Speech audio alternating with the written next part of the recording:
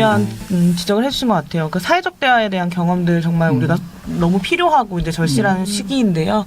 뭐 우리가 보통 북유럽 사회나 이렇게 노동이 강한 나라들 보면은 노사민정 대타협의 경험과 역사적 경험들이 있잖아요. 네. 그런 걸 살펴보니까 이제 스웨덴이라고 하는 뭐 지금 현존하는 지구상의 최고의 복지국가라고 말하는 네. 그 국가에서 과연 그 과정을 어떻게 만들어갔을까 이렇게 궁금증을 가져보면은 뭐 이제 한센 총리나 이런 굉장히 유명한 이제 총리가 네. 모교 포럼이라고 하는 걸 운영하면서 그렇죠. 그 장장 23년을. 네, 23년 동안 네. 목요일은 계속 비워놓는 거예요. 네. 그러면서 예를 들어서 지금과 같은 이런 노사민정 대타협의 네. 대화가 필요할 때 목요일날 봅시다. 목요일날 밥 먹읍시다. 이러면서 노동을 계속 만나고 설득해야 될 사회적 주체들을 계속 만나면서 끊임없이 오늘 얘기 못했으면 뭐 다음 주에 네. 합시다. 이러면서 네. 이 엄청난 네. 인내와 네. 설득과 타협의 시간들을 거쳤다는 거예요. 무려 20년이 넘는 시간 동안에. 네.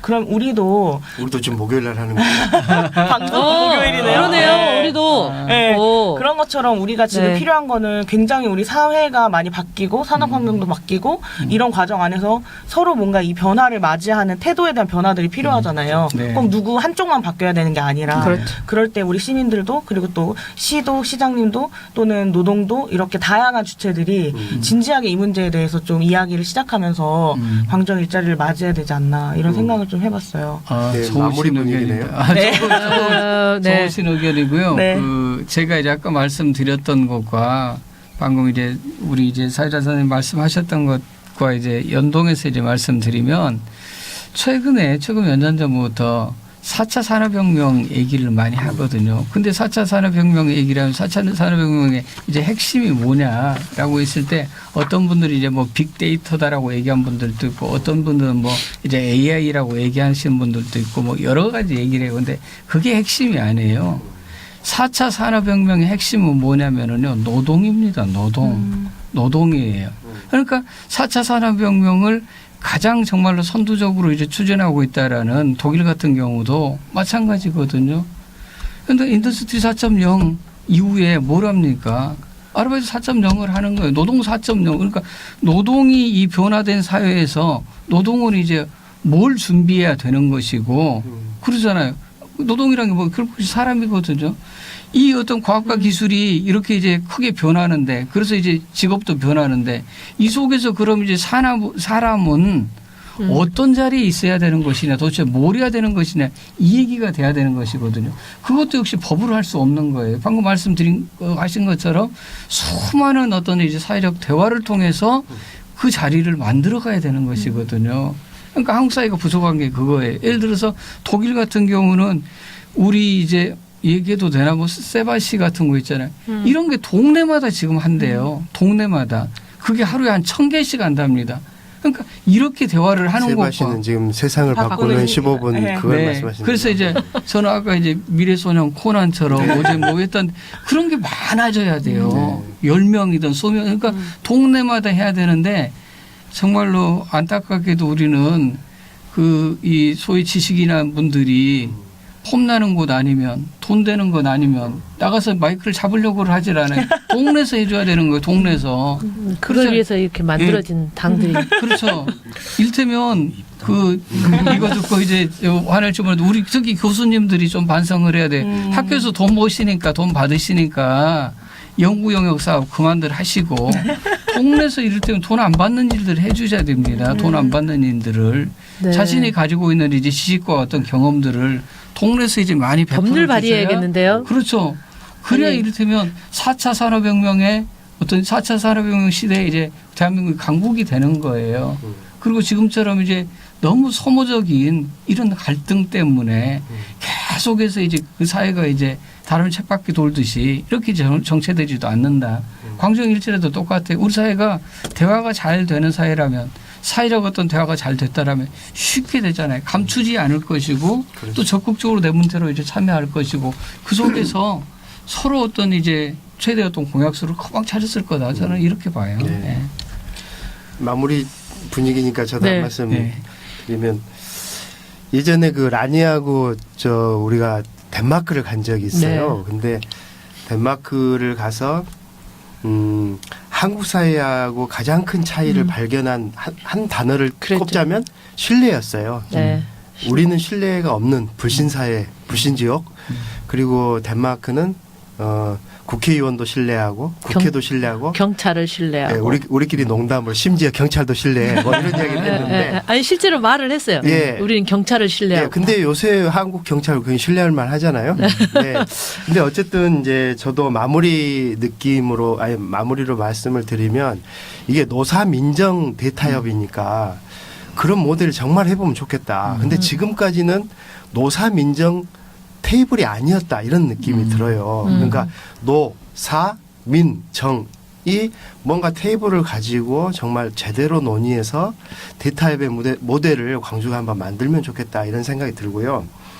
특히 이제 저는 이제 시민 운동을 하고 있기 때문에 시민사회에서 이 광주형 일자리에 대한 논의가 조금 더 활발해질 필요가 있다라고 생각이 들고 특히나 이제 일자리나 뭐 경제 문제에 대해서 시민운동이 어떤 역할을 할 건지도 조금 토론이 더 많이 되면 좋겠다 이런 생각이 들었습니다. 그리고 이제 우리 미래소년 코난의 입장에서는 미래를 이제 전기차, 자율주행차, 그다음에 공유. 그러니까 이 하면서 우리 지하철 이제 2호선 토론할 때도 결국 그런 방향으로 갈 거기 때문에 미래형 그 교통 시스템을 고민해야 된다 이런 이야기를 했잖아요. 근데 만약에 이런 방식으로 가게 된다면 공유차 시스템으로 가야 된다는 말인데 그러면 지금 만들어지는 그 자동차 회사 합작 법인이 다른 지금 세계적인 차들 같은 경우는 차를 만들어가지고 파는 걸 고민하는 게 아니고 공유나 이런 형태의 플랫폼을 지금 고민하고 있지 않습니까? 그럼 그런 형태의 산업 구조의 변화에 맞는 새로운 형태의 좀 고민이 필요하지 않는가. 그리고 그거를 광주시라고 하는 어떻게 보면 지역을 중심으로 해서 한번 혁신적인 모델을 만드는 그런 설계도 한번 필요할 때가 아닌가 이런 식으로 생각을 해봅니다. 저기 아니 새로운 만약에 광주형 일자리 이 투자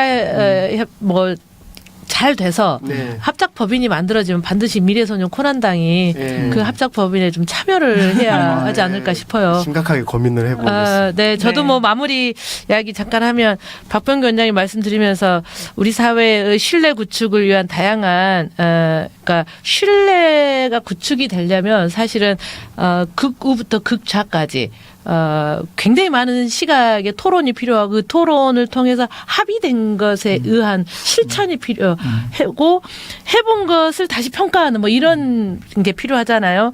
근데 대학 교수님들이 연구 영역 그만하고 동네 가서 마을 이런 거 토론해라. 여기 듣는 순간 제가 법률 발의해야겠다 했잖아요. 그러니까 연구 영역 하지 않고 오히려 동네에서 무보수로 그렇게 수많은 다양한 곳에 토론을 조직한 교수들한테 재계약이 가능하도록 하는 이런 생각을 해봤고 이거 어떻게 하면 문화로 정착시킬 수 있을까 심각하게 의원으로서 고민해보고요. 아무튼 저는 이제 진격의 민주당이잖아요. 미래소년 코난당과 쇼당을 반드시 지금 제가 집권 여당 속에 야당이긴 하지만 집권 여당이니 두 당을 잘 합당 제안을 하든 연대 연합을 제안하든 이 광주형 일자리가 잘 되도록 하는데 두 분의 지혜를 어떻게 빌릴까 지금 계속 이런 고민하고 있고 아무튼 원장님 오늘 말씀 잘 들었습니다. 고맙습니다. 예, 마무리들 하시니까 저도 마무리해야 되는 거죠. 네. 아까 말씀하실 때 현대가 원하는 것이 무엇이냐 얘기했을 때 제일 처음에 지속 가능성이라고 말씀하시더라고요. 네. 저는 그랬어요. 저는 무슨 생각을 했냐면 과연 이 광주형 일자리가 성공한 다음에 아까 말씀하신 대로 수준 물량을 줄여버린다고 하면 어쩌지? 네.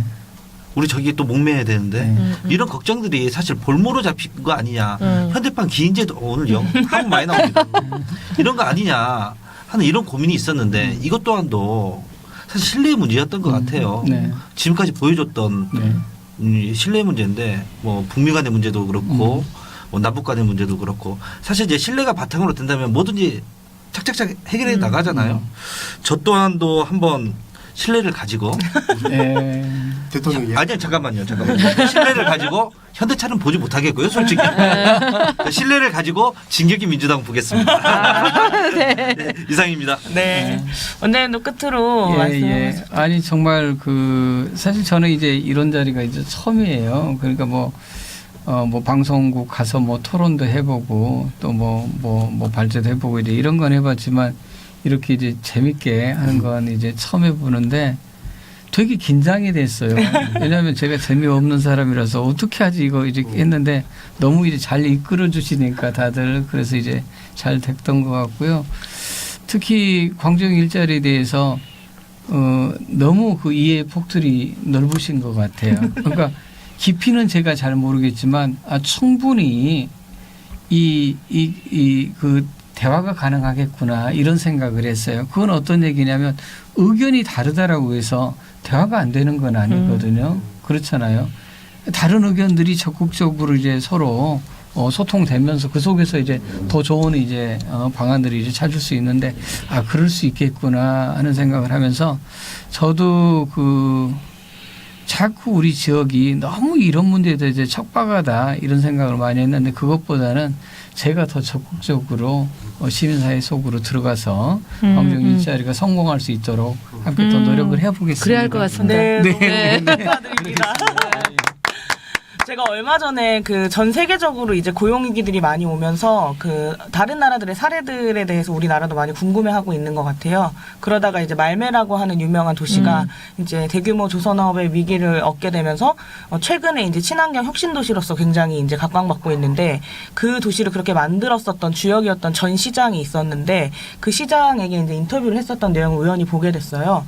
그러면서 말매가 어떻게 이렇게 전망 있는 산업을 미리서 알고 그렇게 준비했냐 이런 질문을 했을 때 그 시장이 그렇게 말했다고 하는 거예요.